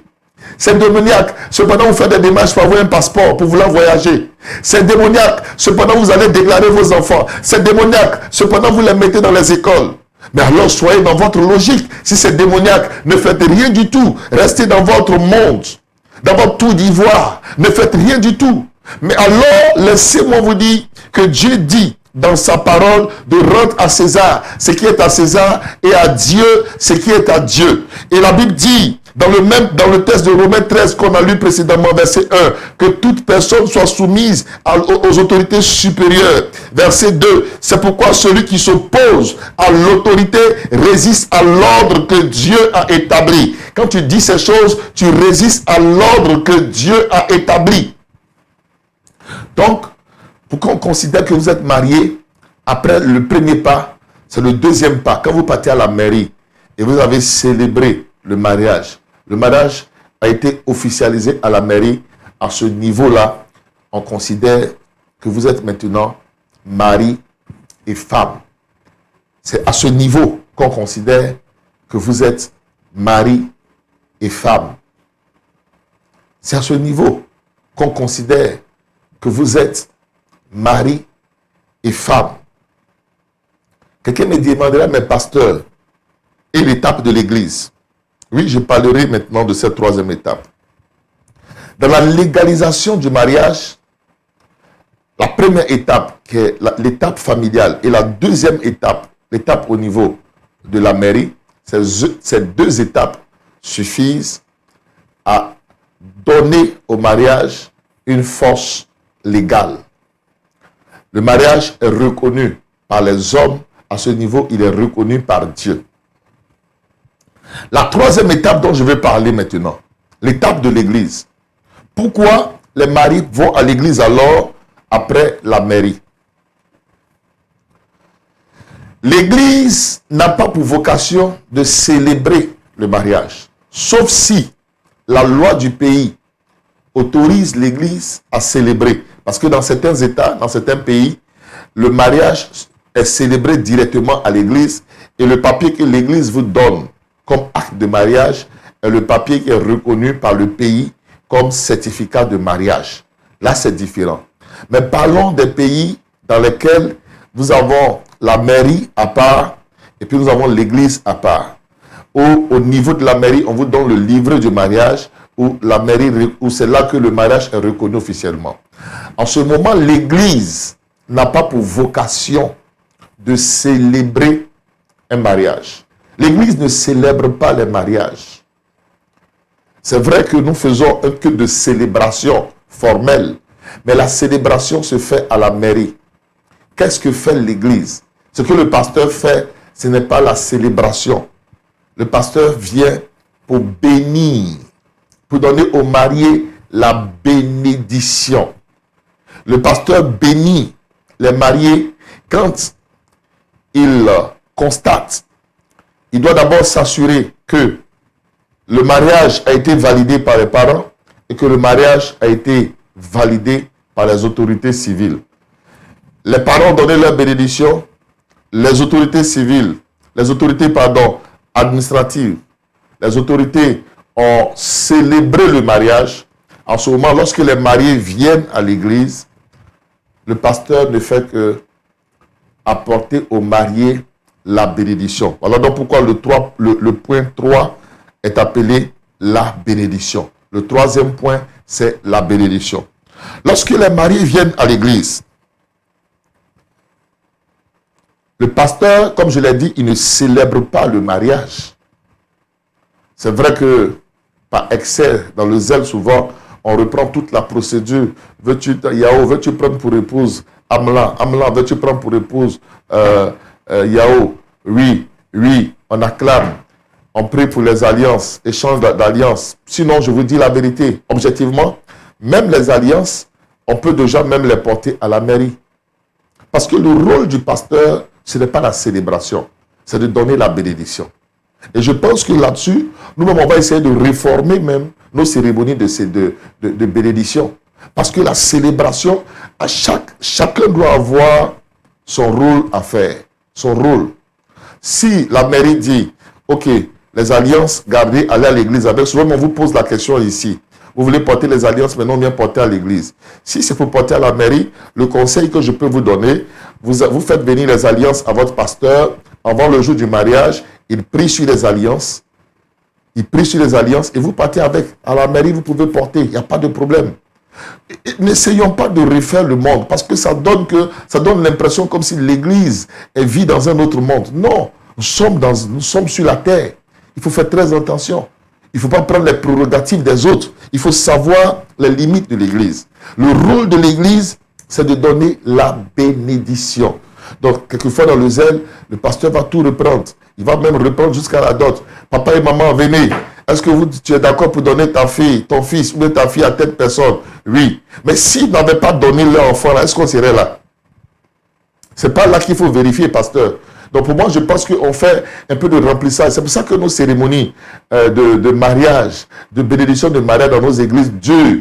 Ce sont des églises où on va faire 3 heures, 4 heures pour la bénédiction du mariage. C'est trop. J'estime que même normalement, si on veut rester dans les normes, en 15, 20, 30 minutes, on peut finir la cérémonie de bénédiction. Mais pourquoi on prend du temps? C'est parce que le pasteur va apporter des conseils à travers la parole. Donc pour moi, 45 minutes, maximum 1 heure, c'est suffisant. Si vous arrivez dans notre assemblée, moi je l'ai dit à tous ceux qui font des mariages, on ne dure pas dans la cérémonie de bénédiction.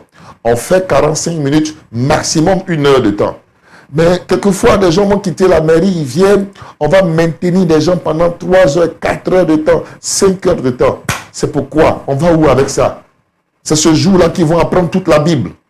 C'est ce jour-là qu'ils vont apprendre tous les rudiments du mariage. C'est ce jour qu'ils vont avoir tous les conseils. Les conseils, là, c'est toute la vie. Tout ce que je leur dis ce jour-là, quand ils vont partir de là, même, ils ont tout oublié. Dites-moi, combien de mariés se souviennent même du conseil, des conseils qu'on leur a donnés pendant qu'ils étaient assis? Souvent, les mariés sont fatigués. Ils viennent de la mairie. La femme, déjà la veille, on a pris le temps de chercher à l'habiller, la préparer, tout cela. J'ouvre une parenthèse pour dire que vous mariez, si vous n'avez pas de grands moyens, vous n'êtes pas obligé d'aller chercher des robes chères, chercher des costumes chers. Ma fille, tu peux porter ta robe qui est là, une robe ordinaire que tu as. La loi n'exige aucun vêtement. Mon ami peut porter son boubou, vous partez à la mairie, vous signez, c'est fini. C'est nous, on complique tout. Les affaires de gâteaux, de ceci, c'est des accompagnements, c'est pour la fête, c'est tout. Sinon, le mariage lui-même là, c'est quand vous partez. Le mariage même, à la mairie, c'est 4 personnes. Monsieur, madame et leurs 2 témoins. Vous signez. C'est ça le mariage. Tout le reste n'est que superfétatoire, ce n'est que accompagnement, ce n'est que surplus, frère.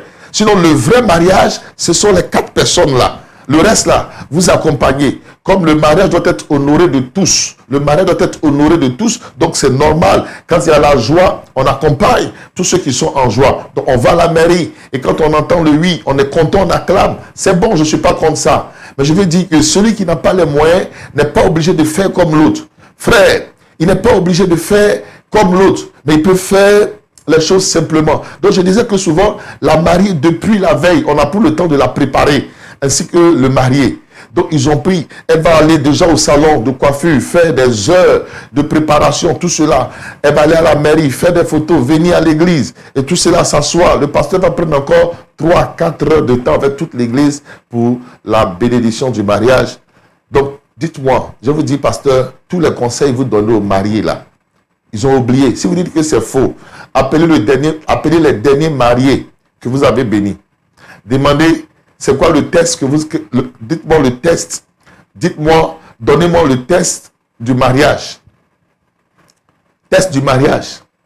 Tout à l'heure, à la fin, je vais demander à mon fils qui a la communication de me donner son test de mariage. Le test, le message que j'ai prêché à son mariage, il va me dire, qu'est-ce que je lui ai dit à son mariage? Il sait qu'il ne s'en souvient même plus. Ou bien c'est faux. Il dit, il a tout oublié. Vous voyez, c'est la vérité. Les mariés, là, quand ils sont assis, là, pasteur, tu parles. Mais quand ils sortent là, ils oublient tout. Donc, ce n'est pas ce jour-là. Donc, moi, je pense que je vais donner ce conseil aux églises évangéliques, aux pasteurs évangéliques. Il faut qu'on réforme nos mariages, qu'on réorganise, qu'on restructure les choses. Il ne faut pas que les gens durent à l'église. On peut faire la bénédiction en 30 minutes. Notre rôle, ce n'est pas la célébration, c'est la bénédiction. Alors, le pasteur bénit les conjoints, il bénit les mariés et il les confie au Seigneur. C'est ça le rôle du pasteur. Il ne célèbre pas, mais il apporte la bénédiction du Seigneur. Il confie les mariés au Seigneur. Il place le mariage sous l'autorité du Seigneur. Et il joue le rôle du père spirituel. Parce qu'il y a plusieurs sources de bénédiction. Tout ce qui est autorité spirituelle est une porte d'entrée dans votre vie en termes de bénédiction. Votre père biologique peut vous bénir, mais votre père spirituel peut aussi vous bénir. Mais la bénédiction d'un père spirituel est plus grande que la bénédiction d'un père biologique. Le père spirituel doit vous donner sa bénédiction. Voici donc pourquoi, après la mairie, vous allez à l'église, juste pour recevoir la bénédiction. C'est juste pour la bénédiction. Parce que Dieu établit les hommes de Dieu pour la bénédiction. Regardez par exemple ce que le Seigneur dit en Nombre, le chapitre 6, versets 22 à 27. Nombre chapitre 6, versets 22 à 27. L'Éternel parla à Moïse et dit, parle à Aaron et à ses fils. Donc ici, à Aaron et à ses fils, et dit, vous bénirez ainsi, donc les sacrificateurs. Dieu leur parle, donc il joue ici un peu le rôle de pasteur. Dieu dit, vous bénirez ainsi les enfants d'Israël. Vous leur direz, que l'Éternel te bénisse et qu'il te garde. Que l'Éternel fasse lui, que l'Éternel fasse lui sa face sur toi et qu'il t'accorde sa grâce. Que l'Éternel tourne sa face vers toi et qu'il te donne la paix. C'est ainsi qu'ils mettront mon nom sur les enfants d'Israël et je les bénirai. Donc Dieu dit, j'établis ici mes oins là pour qu'ils relâchent la bénédiction sur le peuple, pour que moi Dieu, parce que mes oins ont relâché la bénédiction, que je vienne bénir. Donc quand les mariés viennent à l'église, le pasteur les bénit simplement. Il leur donne quelques conseils et il les bénit. Homme de Dieu, ceux-là, souvent on les connaît avant le jour J. On a eu le temps de parler avec eux. On a eu le temps de leur donner des conseils. Mais c'est vrai pourquoi nous prêchons. Parce que c'est une occasion où des gens viennent dans l'église pour la première fois, ou peut-être ils ne mettront plus jamais pied dans une église. Donc le pasteur prêche parce qu'au-delà des mariés, des personnes autour peuvent avoir aussi des conseils. Donc, la bénédiction peut prendre des temps différents selon que les mariés, ils viennent seuls avec leurs témoins rencontrer le pasteur pour recevoir la bénédiction, ou quand une multitude de personnes vient. Quand c'est une multitude de personnes, c'est bon, on donne des conseils aux mariés, mais on en profite pour donner à ceux qui sont dans l'assemblée. Mais quand c'est ceux avec qui on a toujours parlé qui viennent, en 5 minutes, 10 minutes, on peut leur donner la bénédiction, ils s'en vont. Mais quand il y a une multitude de personnes, en 30 minutes, 1 heure de temps, max, on peut finir ça. Donc, je voudrais dire à tous mes collègues pasteurs de revoir notre manière de bénir, la manière dont nous faisons le culte, qu'on appelle le culte de célébration du mariage, mais en fait, qui est un culte de bénédiction du mariage, un culte de bénédiction du mariage. L'Église ne célèbre pas, mais l'Église donne sa bénédiction. Le pasteur ne célèbre pas le mariage, mais le pasteur donne sa bénédiction. La célébration se fait par l'autorité établie au niveau de la mairie. Voilà. Alors, pourquoi les mariés viennent? Pour que le pasteur place le mariage sous l'autorité de Dieu. Psaume, on termine, c'est le dernier verset, Psaume 121, Psaume 127, pardon, Psaume 127, verset 1er, Cantique des degrés de Salomon. Si l'Éternel ne bâtit la maison, ceux qui la bâtissent travaillent en vain. Si l'Éternel ne la garde, si l'Éternel ne garde la ville, ceux qui la gardent veillent en vain. Donc il faut placer toutes choses sous le contrôle du Seigneur. C'est pourquoi nous vous demandons de venir à l'église pour recevoir la bénédiction. Bien-aimés, le mariage est bon, c'est fondamental. Tel que j'ai présenté ici aujourd'hui, dans la légalisation, nous avons vu qu'il faut aller devant les parents, il faut aller devant l'autorité établie, mais faites les choses simplement, selon vos moyens. Il y a des personnes qui veulent se marier, vous me suivez. Et aujourd'hui, votre problème, c'est un problème d'argent. Mais si vous n'avez pas d'argent, voici mon conseil. Faites un mariage simple à 4. Monsieur, madame, les témoins. Quand les parents ont déjà validé, faites un mariage simple. À force de chercher de l'argent pour aller à la mairie, tu n'en trouveras pas. Fais les choses simplement pour que le ciel soit grandement ouvert, que la bénédiction de Dieu puisse vous accompagner. Bien-aimés, nous avons dit beaucoup de choses dans ce message que nous avons partagé toute cette semaine. J'ai touché plein de points. Il y a des questions auxquelles je n'ai pas pu répondre. Le temps ne m'a pas permis de répondre aux questions. Je répondrai éventuellement aux questions un autre jour ou dans le module 2. Je voudrais encourager tous ceux qui sont en concubinage, régulariser votre relation. Tous ceux qui vivent à l'insu des parents, informez vos parents. Faites les choses dans les normes de Dieu afin que la bénédiction et la grâce du Seigneur soient avec vous. Au nom de Jésus. Élevons la voix. Disons merci à Dieu pour la parole que nous avons reçue en ce jour. Élevons la voix, bénissons le Seigneur. Dis merci à Dieu pour cette parole. Et pendant que tu pries, si tu es encore seul, tu n'as pas encore régularisé ta relation, demande au Seigneur de donner de faire. Demande au Seigneur de bénir ton mariage, de bénir ta maison, de t'ouvrir les portes. Chacun priera selon son besoin. En 2 minutes, élevons la voix et prions. En 2 minutes, élevons la voix et prions. Oh Dieu de gloire, merci pour ta parole. La brada kayon te bohos, les brada kayon te rebos, les brada kayon te reboros kid mama mama hos, les brodoko borimos kautin bohorimos kid mama mama hauten, les brodoko borimos kid mahos kid moho, lorimos kid pautin lorion te boho, lorimos kid baba hauten, les brada kababa baba house kid ho, rimos kid lorion scoutin ho. Libra da kababa house kin libro do kobolorion scouting libro do kobolorimo scouting malala yon to the skin ma house libra da kababa house kin libro do kobolorion to house kin mayam to the skin morion to the skala house Mayon to the Burus, Kim Marabayon to the Burus, Carabayon to the Burus, Libra da Cabayon to the Burus, Kim Morion to the Burus, Carabayon to the Burus, Carabahotel, Libra da Cabayon to the Burus, Kim Morion to the Burus, Carabayon to the Burus, Carabayon to the Burus, Kim, Libra Morion to the Burus, Carabayon to the Burus, Carabayon to the Burus, Kim Morion to the Burus, Carabayon to the Burus, Kim Morion to the Burus, Lorion to the Burus, Carabayon to the Burus, Carabayon to the Burus, Kim Marabayon to the Burus, Carabayon to the Burus Hotel. Au nom de Jésus, merci Seigneur pour ta parole. Alléluia. Je veux faire une prière. Éventuellement, il y a des personnes qui me suivent. Vous voulez officialiser votre relation, légaliser rendre votre relation légale devant les parents, mais les parents ne sont pas favorables. Il y a opposition des parents qui ne veulent pas de votre mariage. Je prie que si cette relation est de Dieu, que l'opposition soit brisée à l'instant, que la barrière soit brisée, l'obstacle soit cassé, l'obstacle soit foudroyé, l'obstacle soit renversé maintenant. Je casse l'opposition. Je vous ouvre les portes au nom de Jésus. Je prie pour tous ceux qui sont en situation irrégulière. Seigneur, incline leur cœur afin qu'ils obéissent à ta parole, qu'ils fassent ce qui est juste.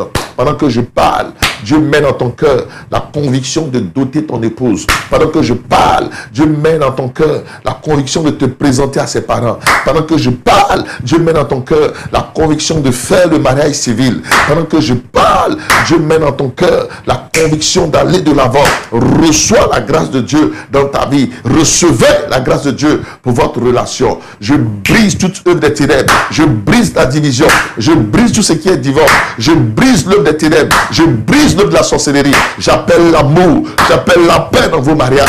Je vous ouvre les portes. Je brise le célibat. Je brise la stérilité.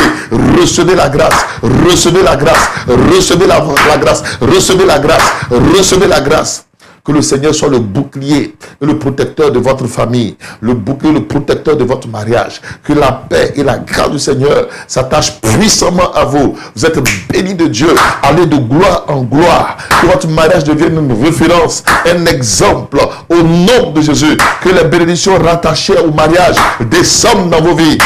Recevez que toute forme de limite et d'opposition, de mésentente soit brisée.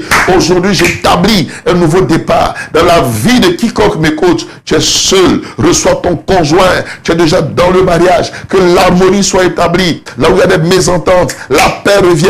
Au nom de Jésus, recevez la grâce de Dieu et la vie de Dieu. Et que Dieu bénisse votre mariage, qu'il vous bénisse, vous, qu'il vous ouvre les portes, qu'il vous donne des enfants. Femmes stériles, recevez l'enfantement. Hommes stériles, recevez l'enfantement. Au nom de Jésus, que le bonheur et la grâce vous accompagnent. Vous accompagnent. Vous accompagne. Régularisez votre relation. Régularisez votre relation. Régularisez votre relation. Régularisez votre relation. Je voudrais préciser pour l'alliance dans le mariage. À la mairie, les alliances, voilà, quelquefois on demande, quelquefois on ne demande pas. Mais il y a des mariages selon les églises. Quelquefois il y a l'alliance, quelquefois il n'y a pas l'alliance. Moi je porte une alliance. Je vous ai expliqué ça la fois dernière. Mon alliance me sert actuellement parce que j'ai pris un peu de poids. Donc on est en train de voir pour faire de nouvelles alliances. Ça fait un peu cher, donc je suis en train de voir pour faire ça par la grâce de Dieu. Mais je voudrais dire en retour que dans certaines assemblées, on ne porte pas d'alliance. L'alliance, c'est un signe. Vous comprenez? Ce qu'on met ici, c'est un signe qui prouve que, qui montre, c'est un signe pas devant Dieu. C'est un signe devant les hommes pour dire que je suis marié. Quand quelqu'un voit l'alliance, il sait que tu es marié. Mais on sait qu'il y a des gens qui ont l'alliance. Mais quand ils s'en vont faire des bêtises, ils enlèvent l'alliance pour cacher et puis après ils reportent. Donc, ce n'est pas l'alliance qui fait le mariage. Le mariage, c'est votre engagement, c'est votre parole, c'est votre déclaration. L'alliance n'est qu'un signe aux yeux des gens pour qu'ils sachent simplement que vous êtes une femme mariée. Un homme vous voit, il veut vous approcher, il voit l'alliance au doigt, il dit « Ah, c'est une femme mariée ». Mais il y a des hommes qui s'en foutent de ça. Ou bien, il y a des hommes qui s'en foutent de l'alliance. L'alliance à ton doigt, mais c'est ça même il aime. Il aime femme même où il y a alliance au doigt là. C'est ça même qu'il veut même. Donc, l'alliance ne fait pas le mariage. Ce n'est qu'un signe extérieur du mariage. Le mariage, c'est d'abord notre engagement. C'est notre cœur qui a décidé d'épouser l'autre. Alors, soyons en harmonie. Vivons dans la grâce et la paix de Dieu. Le premier module, bien aimé, va s'achever.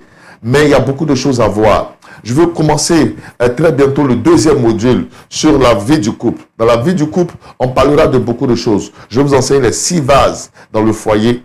Et c'est très important. 6 piliers du mariage. C'est important comme enseignement que nous allons voir. Avant de terminer, je rappelle que tous ceux qui veulent me joindre, mon numéro est le même. C'est le plus 225 07 84 72 32. Tous ceux qui veulent me joindre. Plus 225 07 84 72 32. Je suis votre frère dans la foi, pasteur Aké Martial, premier responsable des églises Mission Chrétienne Réconciliation, en abrégé MCR. Je vous parle depuis Abidjan, Côte d'Ivoire. Pour tous ceux qui ont été touchés par la parole, je voudrais vous rappeler que c'est le culte. Et là où il y a culte, nous donnons notre offrande au Seigneur. Vous avez une offrande à donner à Dieu. Alors levez la main, sachant que l'offrande ouvre toujours des portes de bénédiction. Je vais faire une prière pour vous. Dieu notre Père, je prie pour tous ceux qui veulent donner une offrande, s'aimer une sémence pour soutenir l'œuvre de Dieu. De là où vous êtes, levez la main, je fais une prière pour vous. Seigneur, arrose leur vie de ta grâce, arrose leur vie de ta faveur. Ouvre-leur les aiguilles des cieux. Seigneur, bénis l'œuvre de leurs mains, décante leurs activités, leurs finances, fais prospérer leurs affaires. Au nom de Jésus. Amen. Vous pouvez apporter votre semence, votre offrande au numéro suivant. Vous avez un numéro Orange Money qui apparaît, qui est affiché, le plus 225 07 84 72 32. Il y a un numéro MTN Money, le plus 225 04 90 11 65. Et puis, par des moyens conventionnels, vous avez RIA, vous avez MoneyGram, vous avez Western Union. Vous pouvez apporter votre offrande au Seigneur et que Dieu se souvienne de votre libéralité et votre amour. J'ai eu beaucoup d'honneur et de plaisir à vous enseigner toute cette semaine, au-delà de la fatigue, au-delà, quelquefois, de l'inconfort corporel. Je me suis dit que je dois aller jusqu'au bout pour ce premier module. Nous rendons gloire et honneur au Seigneur qui nous a donné la force d'achever le premier module et nous lui confions le reste du temps pour qu'il nous donne la capacité de commencer le module 2. Restez à l'écoute, je vous donnerai l'information avant qu'on ne commence, bien entendu, dans les prières du matin et les autres prières. Pour tous ceux qui sont connectés pour la première fois sur notre page, je vous encourage, abonnez-vous à cette page, Pasteur Akimbo Martial. Pour tout le monde, allez sur YouTube, abonnez-vous à ma page YouTube qui est Pasteur Martial Akimbo. Ma page YouTube, Pasteur Martial Akimbo. C'est une page qu'on n'utilisait pas. On vient de faire la page pour mettre les vidéos, les enseignements, parce que certaines personnes n'ont pas Facebook. Partagez ça autour de vous, à des amis, connaissances, des gens qui n'ont pas Facebook. Dites-leur qu'ils peuvent désormais suivre nos enseignements sur YouTube. Alors, encouragez-les à suivre. Je vous encourage à aller sur YouTube, à vous abonner à notre page par la grâce du Seigneur. Et n'oubliez pas, tous les matins, sur le coup de 6 heures GMT, nous avons des moments de prière. 6 heures GMT, ça fait 7 heures d'Angleterre, 8 heures de France, ça fait alors minuit heure du Colorado, 6 heures GMT, ça fait 15 heures du Japon. Où que vous êtes dans le monde, participez aux prières avec nous tous les matins. Nous prions pour tous ceux de la France. Demain, c'est le déconfinement pour plusieurs d'entre vous. Je place toutes choses entre les mains de Dieu. Là où il y a déconfinement, les gens vont vouloir vraiment faire des rattrapages. Soyez prudents dans vos déplacements. Soyez prudents dans ce que vous faites. Ce n'est pas le temps de faire des rattrapages par rapport à certaines choses. Et puis, il y a plein qui ont perdu leur emploi. Les choses sont compliquées. Je prie. Ne vous inquiétez pas. Le Dieu que je sais va vous relever. Le Dieu que je sais va décanter les situations. Soyez sans crainte. C'est le message que j'ai pour vous. Soyez sans crainte. Le Seigneur au contrôle. Excellente journée à tout le monde. Excellente soirée. Excellente nuit. C'est selon là où vous êtes. Excellente journée. Excellente après-midi. Excellente nuit. Que Dieu Dieu vous bénisse. Et puis on se retrouve le matin, lundi matin, à 6h GMT, 7h heure d'Angleterre, 8h de France, 15h du Japon, minuit du Colorado. Que Dieu vous garde et vous bénisse. Et puis à très bientôt. Soyez bénis au nom de Jésus. Amen.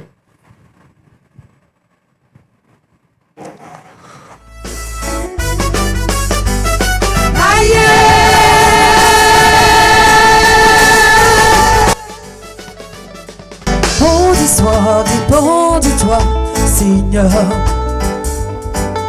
Mon avenir dépend de toi, Seigneur. Mes activités dépendent. Mon ministère dépend de toi, Seigneur. Mon histoire dépend de toi. Mon histoire dépend de toi, Seigneur. Mon avenir dépend de toi. Dépend de toi, Seigneur. Mon ministère dépend de toi. Dépend de toi, Seigneur. Mes activités dépendent de toi. Dépend de toi, Seigneur. Même si les hommes, Si les gens veulent m'abandonner, moi je n'ai rien à oh, faire. oh, Tu oh, es là. tu m'as Tu promis, m'as promis fidélité. tu moi, m'as je n'ai rien à promis. faire. Car tu es là. Même si les gens, Si les gens veulent m'abandonner, moi je n'ai rien à faire. oh, oh, Tu es oh, là. tu m'as promis, Tu m'as promis fidélité. tu moi, m'as je n'ai rien à faire. promis. Car tu es là. Oh yes, tu vois.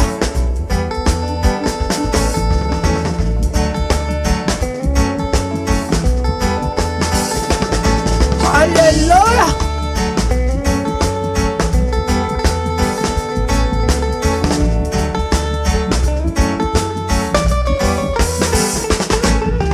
Mon histoire dépend de toi, Seigneur. Mon avenir dépend de toi, Seigneur. Mes activités dépendent de toi, Seigneur. Mon ministère dépend de toi, Seigneur. Mon histoire dépend de toi. Mon histoire dépend de toi, Seigneur.